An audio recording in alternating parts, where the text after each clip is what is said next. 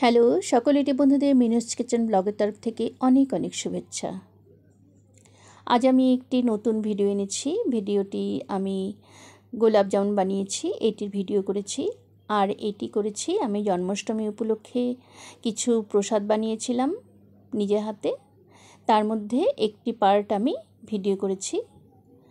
আরও অন্যান্যগুলো সবগুলো মিশিয়ে ভিডিও করেছি, কিন্তু এটা আলাদাভাবেই আমি ভিডিও করেছি আপনাদেরকে দেখানোর জন্য। আর গোলাপ জামুনটি আমি এবার একটু অন্য শেপে বানিয়েছি, সেই জন্য আরও বেশি আমার খুব দেখানোর ইচ্ছে কিভাবে বানিয়েছি এটা আমি। আর খুব তাড়াতাড়ি হয়ে গেছে। প্যাকেটের গোলাপ জামুন, এটা শুকনো গোলাপ জামুনের পাউডার থেকে আমি এইভাবে প্রসেসিংটা করেছি, এটা থেকে খুব তাড়াতাড়ি হয়। আমি পুরোটা নিইনি, অল্প একটু বানিয়েছি। এই পাউডারটি আগে আমি নিয়েছি, আর এখানে আমি এটার মধ্যে দুধ ঢেলে দেব।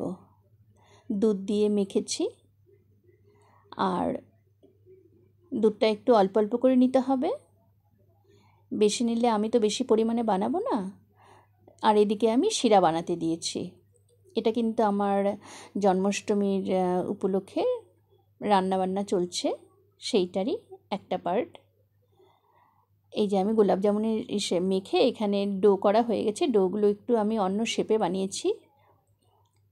এই যে এটা আমার শিরাটা বানানো হয়ে গেছে। এবার আমি গরম তেলের কড়াটা বসিয়ে দেব। এই কড়াতে আরও অন্য কিছু করেছি আমি, যেমন লুচি ভেজেছি, তালবড়া ভেজেছি, এসব করে তারপরে এখানে আমি এই গরম তেলের কড়াটা বসিয়ে দিলাম আবার।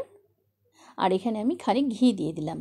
আমি কিন্তু পাউডারটার মধ্যে শুধু দুধ দিয়ে মেখেছি, সেখানে আমি ঘি দিইনি, অন্য সময় ঘি দিই। আর এটা পুজোর প্রসাদ জন্য এখানে আমি তেলের মধ্যে ঘি দিয়ে দিয়েছি। আর এই যে ডোগুলো দেখুন আস্তে আস্তে করে ছেড়ে দিচ্ছি। আর ডোয়ের শেপগুলো আমার ভীষণ ওটা মন থেকে ইচ্ছে হয়েছে একটু আলাদা শেপের, কারণ প্রতিবার তো গোল গোল করি, আর এটা দেখতেও সুন্দর লাগে। এই যে সবগুলো আমি ছেড়ে দিলাম, অল্প কিছু করেছি তো সেই জন্য সবগুলোই একসঙ্গে ছেড়ে দিলাম। আর এটা একটু ডিপ ফ্রাই করতে হবে, একটু লালচে করতে হবে, কারণ শিরার মধ্যে দিলে তারপরে একটু রঙটা সুন্দর হয়ে থাকে। আর যদি একটু আমি হালকাভাবে ভাজি, শিরার মধ্যে দিলে না একটু সাদা সাদা টাইপের হয়ে থাকে। একটু ডিপ করলে পরে একদম দোকানের মতো কালারটা চলে আসে। দেখুন আমার ভাজাও হয়ে গেছে একদম, সবগুলো একই মাপের ভেজেছি।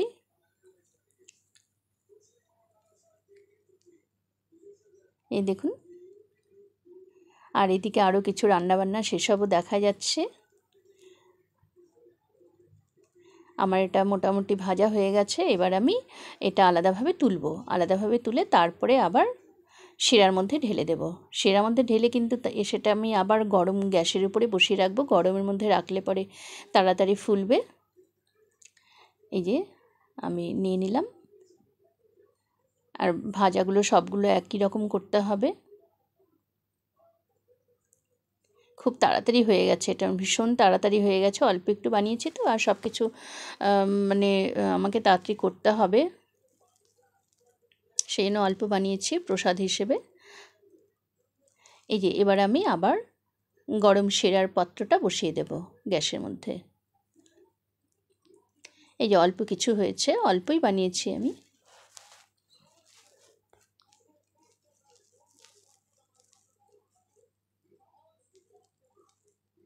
আর এরকম শেপটা বানানোর জন্য বেশি আমার ভালো লেগেছে আপনাদেরকে দেখানোর জন্য।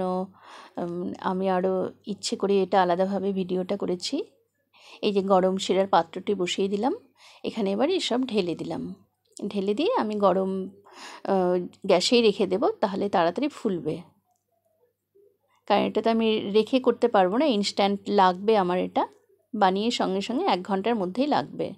আর আমি কিন্তু এই যে প্রত্যেকটি গোলাপ জামুনগুলো আমি কিন্তু মাঝখান থেকে একটু করে ফাটিয়ে দিয়েছি, তাহলে তাড়াতাড়ি ফুলবে। দেখুন একদম পুরো ফুলে গেছে, অনেক বড় বড় হয়ে গেছে, আর পুরো রসটা টেনে নিয়েছে। এই যে আমি প্লেটে তুলে নিলাম। এবার আমার প্রসাদ হিসেবে আমি পুজোতে দেব। জন্মাষ্টমী উপলক্ষে আমি এটাও বানিয়েছিলাম, আরও কিছু বানিয়েছি, সেসব আলাদাভাবে ভিডিও করব আমি। কেমন হয়েছে আমার গোলাপ জামুন প্রসাদটা বানানো?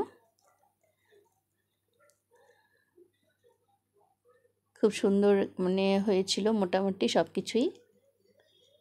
থ্যাংক ইউ পুরো ভিডিওটা দেখবার জন্য। সকলকে অনেক অনেক ধন্যবাদ। Tata, bye bye. সকলে ভালো থাকবেন।